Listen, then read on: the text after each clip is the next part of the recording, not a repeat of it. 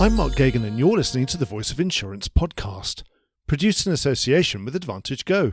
Release your underwriters to underwrite with Advantage Go's underwriting platform. The oldest showbiz adage of them all is to always leave them wanting more. And this week's episode does exactly that.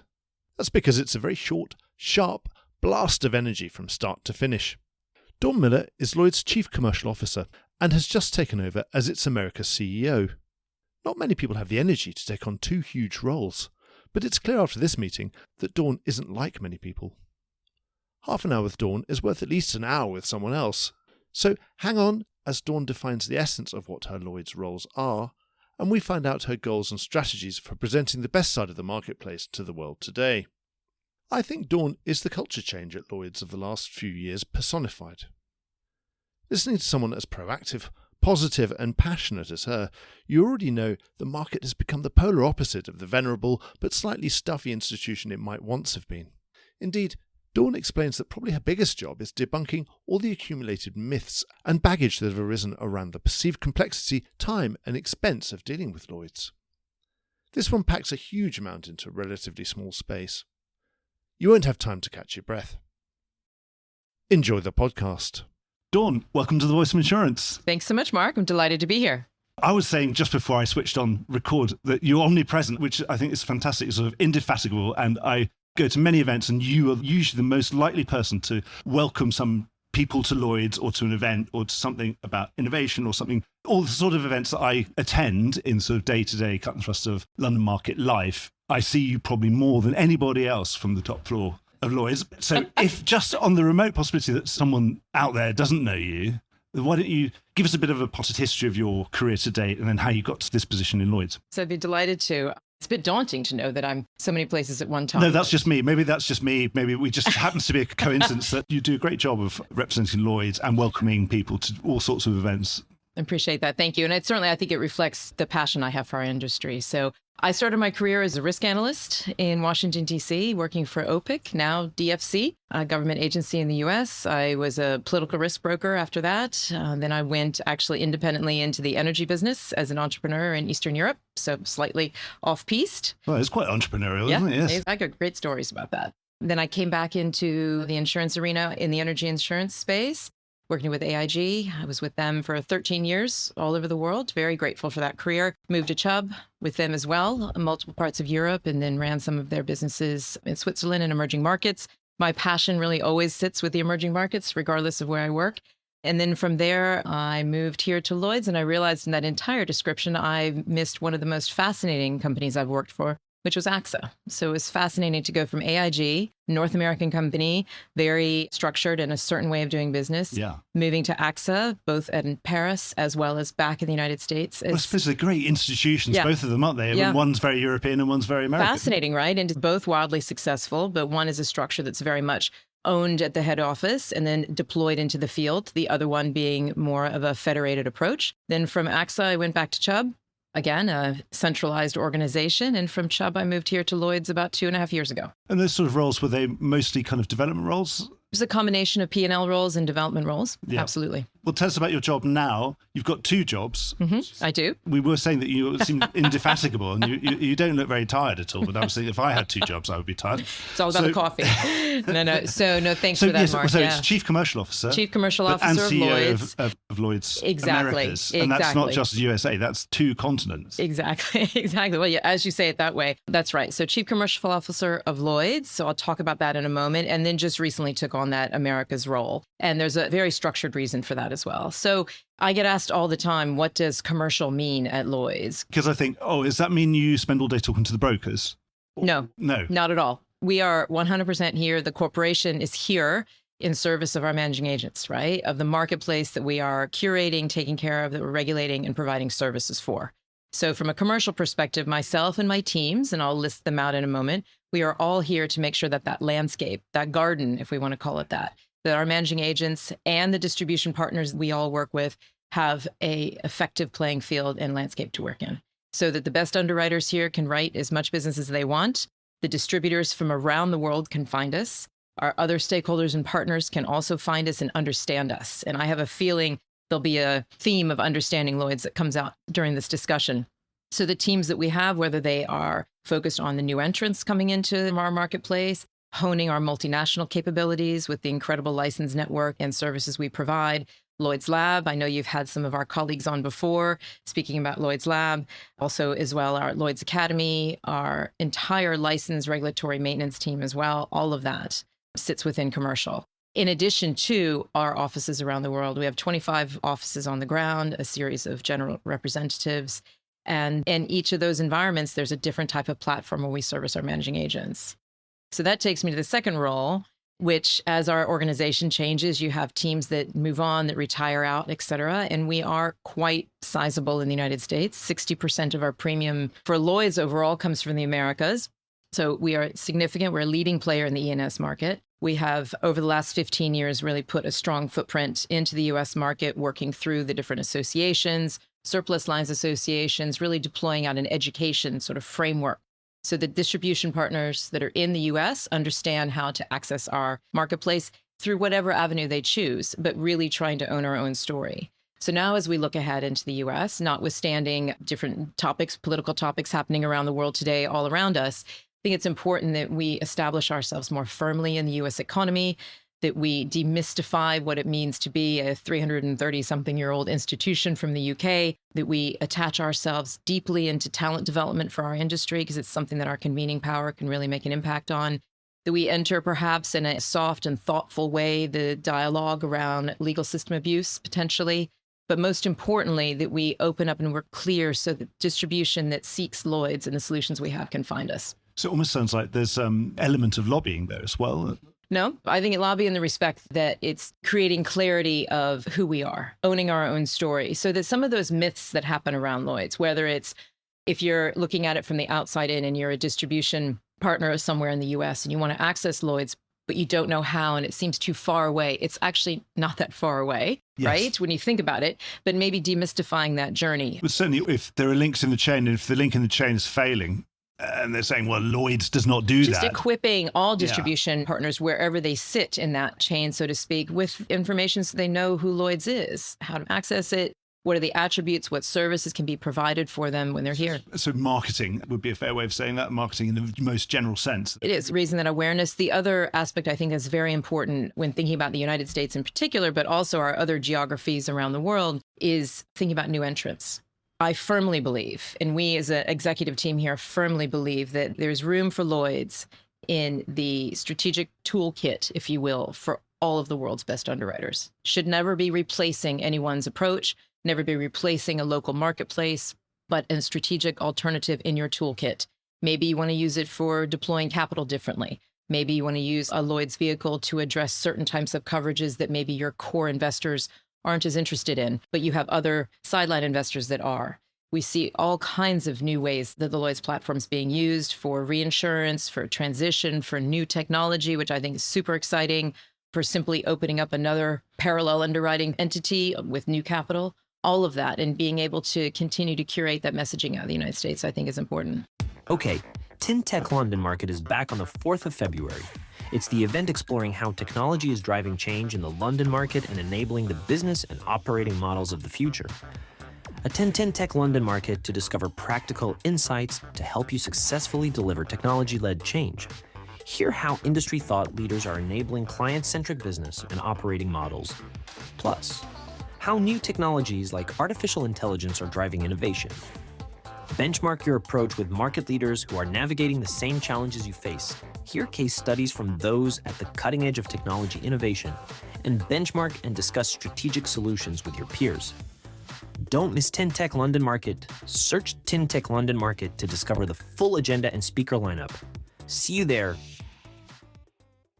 So it sounds like almost globalizing the market. Obviously, the market's already there, but it was probably 30 years ago when people still thought to be in a Lloyd's syndicate, you needed to have a box in this room. We're sitting in the Lloyd's building. You had to have a box in this room. And it was about 20 years ago, we had some of the first businesses that were Lloyd's businesses 100%, but they didn't have a box, because I remember a business like ICAT, for example, which was a fully US business, really. But it was using the Lloyd's platform, of course, and they had all the right licenses. We have members of our marketplace that are based in other geographies, but underwriting on our marketplace and taking advantage of the network that we have. So absolutely. And every day, all of us on the Exco here, but certainly within the commercial team, are looking at how do we address the perceived complexities around working inside the Lloyd's framework. Why does it take so long, in theory, as it's perceived, to set up an operation on one of our platforms?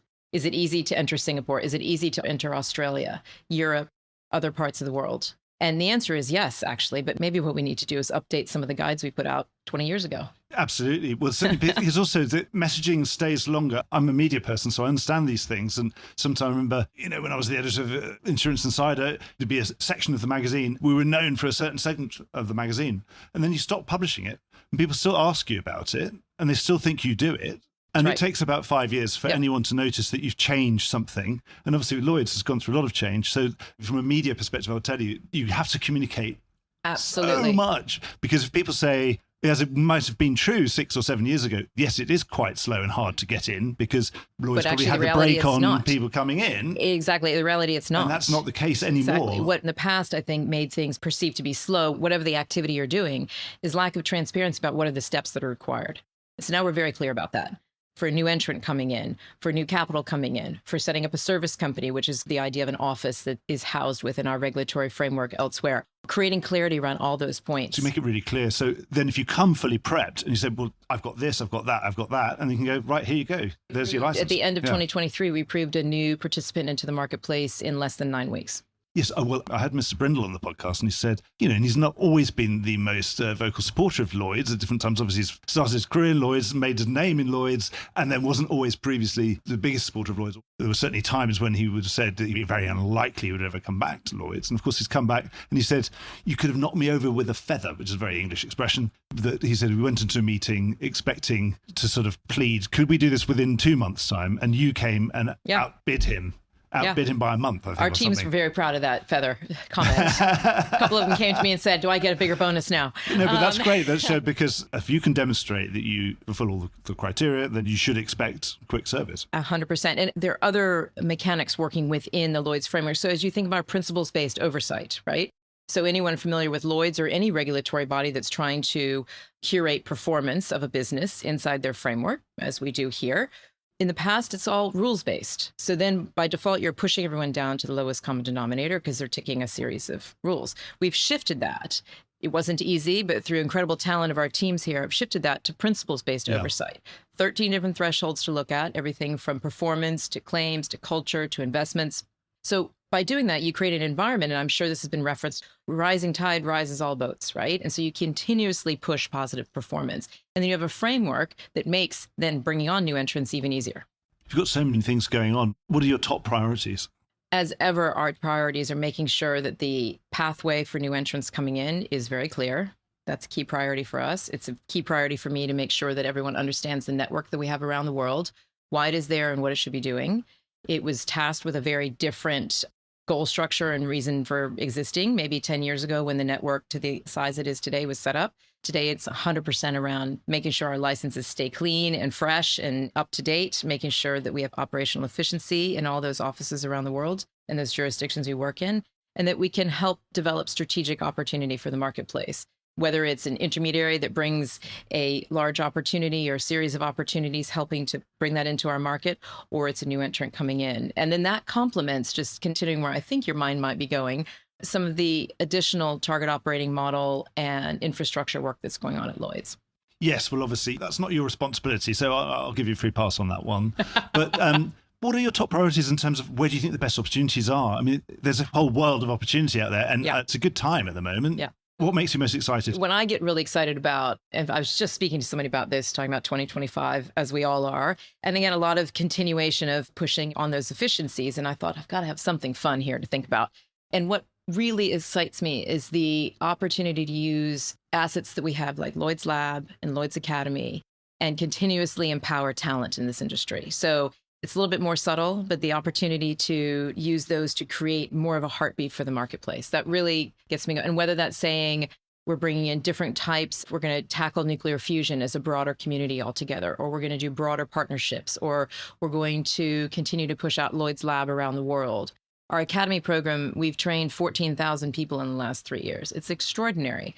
And to continue that and actually curate that into something that has proper accreditation so everyone can take advantage, something that we can hook on additional partners to, and that we can be an active part of the talent onboarding for not just one or two brokers around the world, but maybe 50, 60, 100. I mean, these are things that once you scale them, they can really make an impact for those that are operating on our market. And also, once you've created that kind of fear of missing out, once somebody in an office that you're working in has done that trip to London or been through that program, you're going to say, well, I want to do that. Can I do that next year? Yeah. And then in my mind, that fills up, because the more the interest that you have and the more new distribution coming in to feed the great underwriting businesses here, the more we are obliged to make sure the operating platform that we have is as crisp as possible and clear as possible. And we clean away the cobwebs.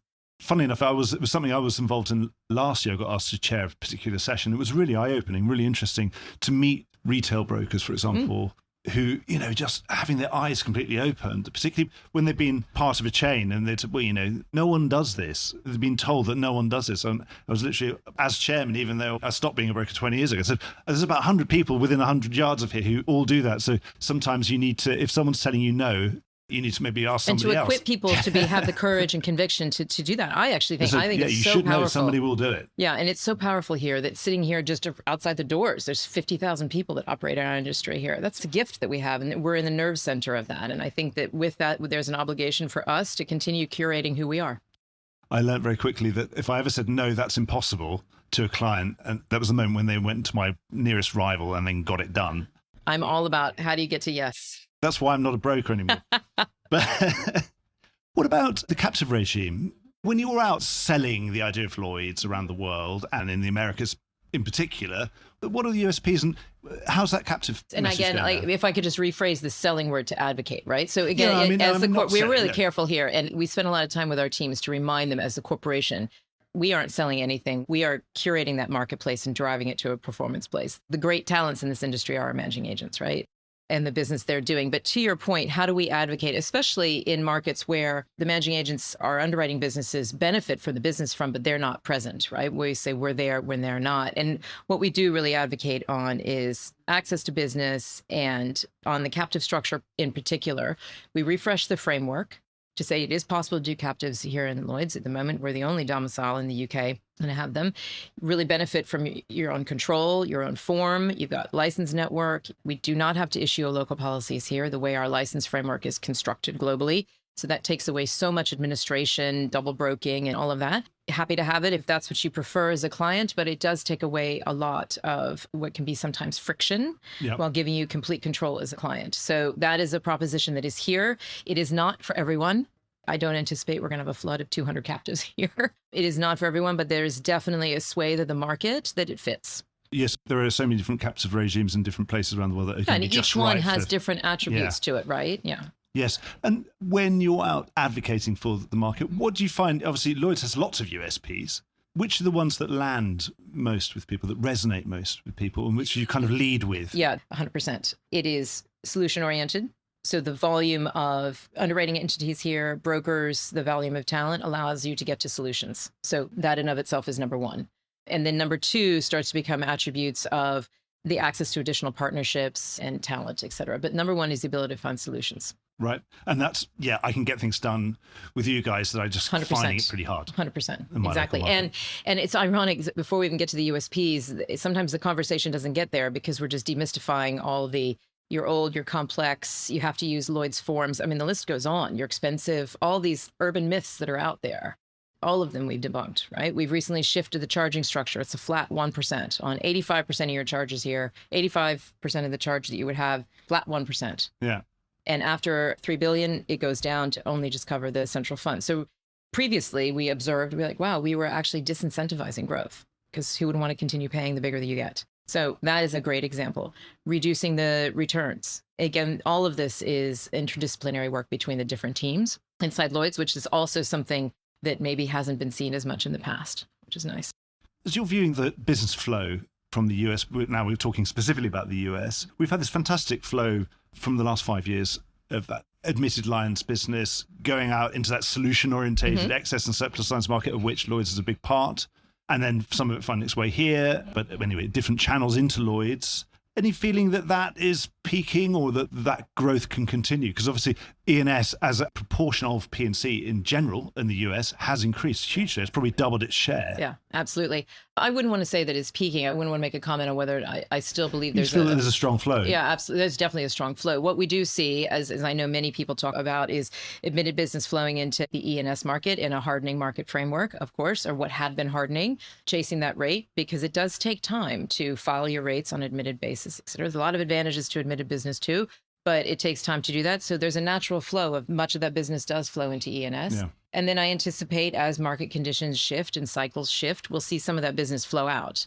What we are always challenged with, and I'm certainly challenged by our leadership here and our council leadership as well, is just understanding, are we, even though we're continuing to have the largest share of the E&S market in the United States as Lloyd's, are we or are we not growing in line with our peers? Are we outstripping their growth? And every year it's different, right? And some years it's not. And that is really related to that volume of admitted business that's flowing into the E&S market is actually not business that our businesses here in the Lloyd's marketplace want to do. It's not what they're set up to do. We are not a personal lines auto market. We have some auto businesses and we love them, but we are not set up to do your mainstream personal lines, some of the retail, some of the mainstream. We don't see as much of the primary casualty as other markets do.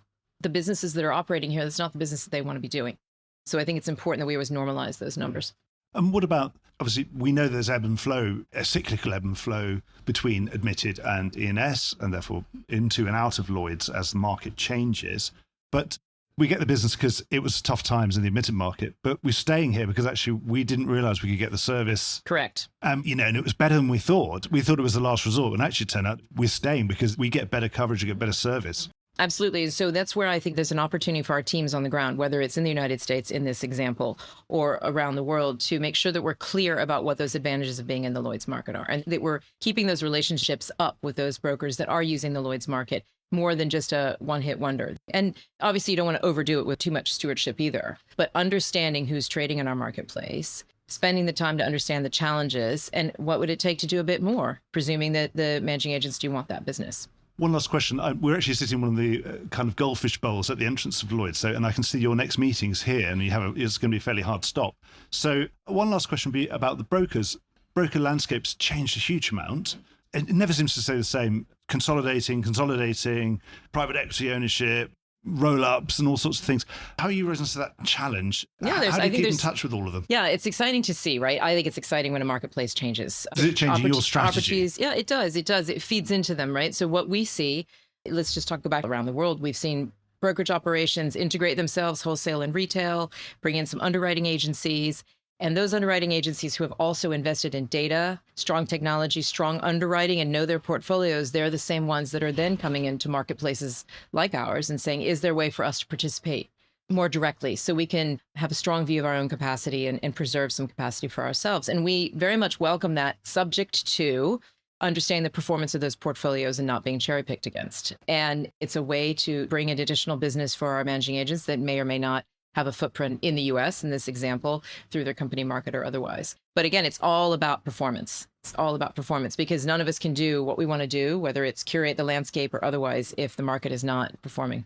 So we should be expecting to see all sorts of collaborations with brokers. Yeah, different things come in. Again, it's about performance, and we're also making sure that we've got the right people on our side to understand the different types of delegated authority frameworks that are coming in, the algorithmic facilities and such that are coming in. We want to make sure we're teed up so we can assess those properly and help the best ones enter our market.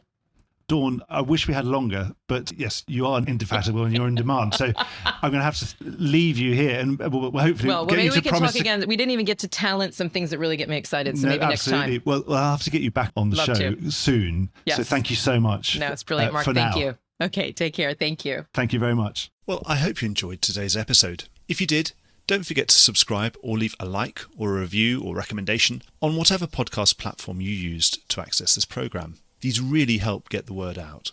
Before we go, just a quick reminder that advertising slots are available here and in other places in the Voice of Insurance podcasts. Podcasting is the fastest growing medium and attracts a high quality audience of key decision makers. It's also an intimate medium where you, the listener, are right in the room with me and the interview subjects. Needless to say, that means it's a great way of getting your message out directly to an audience because you know you've got their full attention. It's also very cost effective. So get in touch with Mark at thevoiceofinsurance.com to find out how you could be speaking directly to the industry. The Voice of Insurance is produced in association with Advantage Go. Release your underwriters to underwrite with Advantage Go's underwriting platform. Voice of Insurance is produced by me, Mark Gagan. Music was written by Anna Gagan and produced by Carlos Gagan. Check out more podcasts and written comment pieces at www.thevoiceofinsurance.com.